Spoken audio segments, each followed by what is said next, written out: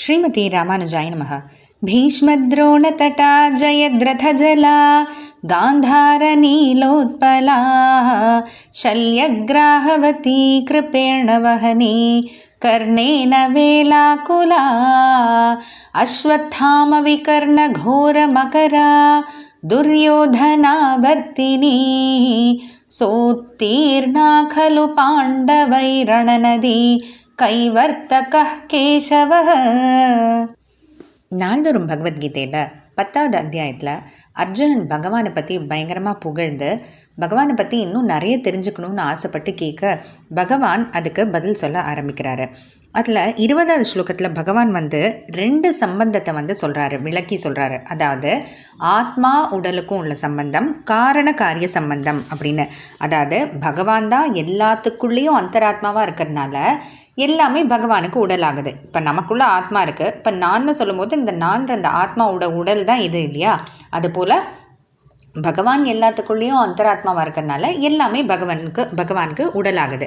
இதுதான் ஆத்மா சரீர சம்பந்தம், அதாவது ஆத்மாக்கும் உடலுக்கும் சம்பந்தம் அப்படின்னு.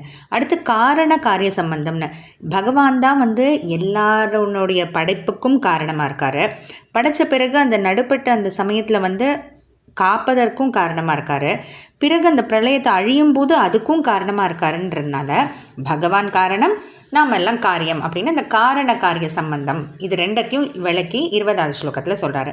இப்போ அடுத்து 21வது ஸ்லோகத்திலேருந்து அர்ஜுனன் கேட்குறாங்க இல்லையா, அந்த மாதிரி நீ எதுக்குள்ளெல்லாம் இருக்க, உன்னை என்ன ரூபமாக பார்க்குறது, நாங்கள் யோசிச்சு பார்க்குறது, தெரிஞ்சுக்கிறது அப்படின்லாம் கேட்குறதுக்கு 21வது ஸ்லோகம் தொடங்கி பகவான் சொல்ல ஆரம்பிக்கிறாரு.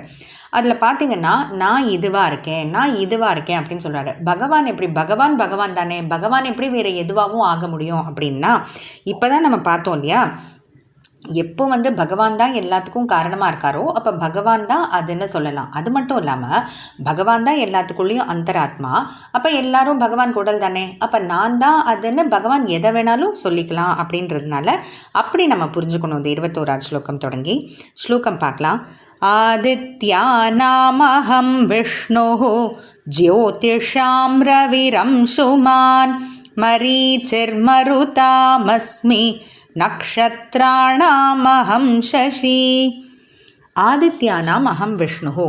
ஆதித்யர்கள் அப்படின்னு 12 ஆதித்யர்கள் உண்டு. அதாவது கஷ்யப்பருக்கும் அதித்திக்கும் 12 பிள்ளைகள் ஆதித்யர்கள், அதித்தினுடைய பிள்ளைகள்ன்றனால ஆதித்யர்கள்னு சொல்கிறது உண்டு. அந்த 12 ஆதித்யர்களுக்குள்ள கடைக்குட்டி விஷ்ணுன்னு பேர். அதனால் அந்த அவங்க தான் ரொம்ப பிரதானமான, ரொம்ப சிறந்தவங்க அந்த 12 ஆதித்யர்களுக்குள்ளன்றனால பகவான் இந்த ஆதித்யர்களுக்குள்ளே நான் விஷ்ணுவாக இருக்கேன் அப்படின்னு. அதாவது ஒவ்வொன்றும் சூரியனுடைய பேர் அப்படின்னு சொல்லலாம். எப்படின்னா 12 மாதங்கள் இருக்கு இல்லையா, 12 மாதங்களுக்கு இந்த 12 ஆதித்யர்கள் ஒவ்வொரு மாதத்துக்கும் வருவாங்க. அப்போ ஒவ்வொரு மாதத்துக்கும் ஒவ்வொரு ஆதித்யன் வருது, அவங்களுக்கு ஒவ்வொரு பேர் இருக்கும். அதில் இந்த கடைக்குட்டியானது விஷ்ணு, பகவான் அதுதான் நான் தான் அப்படின்னு சொல்கிறாரு. அடுத்து ஜ்யோதிஷாம் அம்சுமான் ரவிஹி. ஜ்யோதிஷாம்னா உலகத்தில் ஒளிப்படைத்த அந்த பதார்த்தங்கள், ஒளிப்படைத்த அந்த விஷயங்களுக்குள்ள அம்சுமான் ரவிஹி. அம்சுமான்னா கிரணங்கள் கொண்ட சூரியனாக இருக்கேன். ரவின்றது சூரியனுடைய பேர், அதனால கிரணங்கள் கொண்ட சூரியனாக இருக்கேன் அப்படின்னு சொல்கிறாரு. அடுத்து மருதாம் மரீச்சிஹி அஸ்மி. மருத்துக்களுக்குள், மருத்துனா காற்று கணம், இந்த காற்று இருக்கு இல்லையா, அதனால் அந்த மருத்துக்களுக்குள்ள மரீச்சியாக இருக்கேன் அப்படின்னு. மொத்தம் 49 மருத்துக்கள் உண்டு. அப்போ அந்த மருத்துக்களுக்குள்ளே நான் மரீச்சியாக இருக்கேன். நக்ஷத்ராணாம் அகம் சசி. இப்போ இதுக்கு முன்னாடி நம்ம ஒவ்வொன்றும் எப்படி பார்த்தோம்? ஆதித்யர்களுக்குள்ளே விஷ்ணுவாக இருக்கேன், ஒளிப்படைத்த பதார்த்தங்களுக்குள்ளே சூரியனாக இருக்கேன், மருத்துக்களுக்குள்ள மரீச்சியாக இருக்கேன்னு. ஆனால் இந்த இடத்துல நக்ஷத்ரானா மகம் சசி, சசின்னா சந்திரன்.